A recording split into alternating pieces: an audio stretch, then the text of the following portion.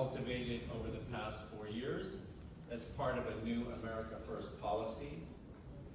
In addition, this new treaty relationship between Russia and North Korea takes place at the height of non-dialogue between the two Koreas and between the DPRK and the United States.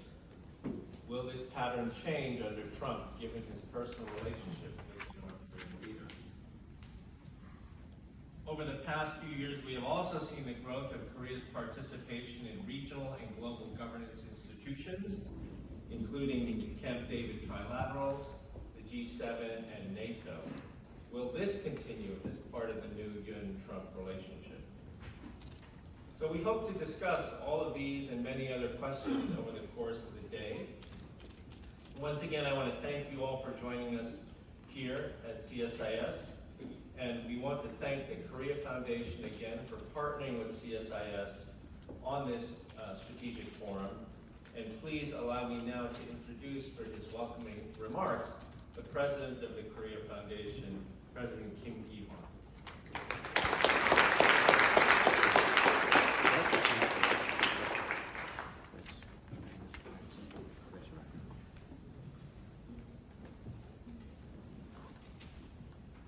Good morning, ladies and gentlemen. Thank you for coming and welcome to 2024 Korea-US Strategy Forum today. I thank Senior Vice President of CSIS and President of Geopolitics, Professor Victor Cha, for preparing this timely policy forum right after US elections on November 5th. I'm Ki-hwan Kim, President of Korea Foundation.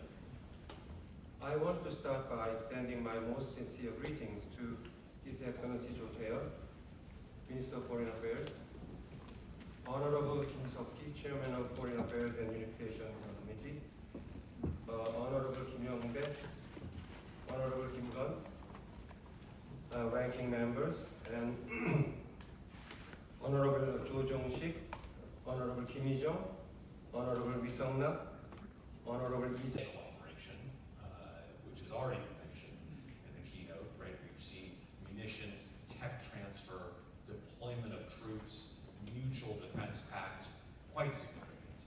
As I alluded to just a few moments ago, the U.S. ROK alliance has also undergone significant changes over the last 4 years, right? Gone, or at least mitigated, are disputes over burden sharing, less emphasis on inter-Korean relations and symmetry, and we have moved, I would say, back towards the trajectory that we have seen under Bush II and Obama.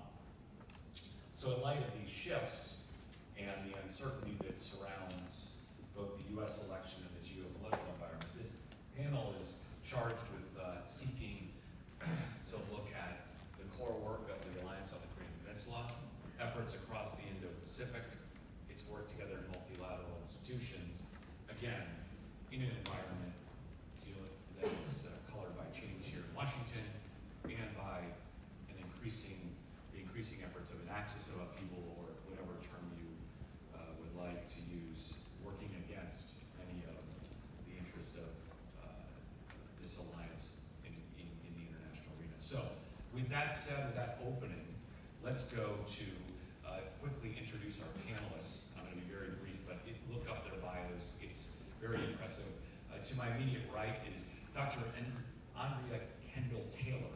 Sorry, I got off my flight today. But, strategy and trust, which is very important in international relations, especially for rules-based international order and reciprocity. So based on these three principles, Korea has made it clear that freedom of navigation and flight in South China Sea is very important. Also, peace and stability in the Taiwan Strait is very important for the security and prosperity of the Indo-Pacific region. So I think there are areas where Korea and the United States will continue to work together to make sure that we live in the real Pacific Ocean, Pacific, which means peaceful. To make it really peaceful, I think we should work. And therefore, when I met with the American parliamentary delegation in April last year, when I was in my office, I had a chance to discuss Indo-Pacific strategy with the American congressmen and women. One of them was Michael Waltz, who was appointed to the National Security Advisor's important position under the second Trump administration. We discussed the philosophy, vision, and the common efforts to be made between Korea and the United States.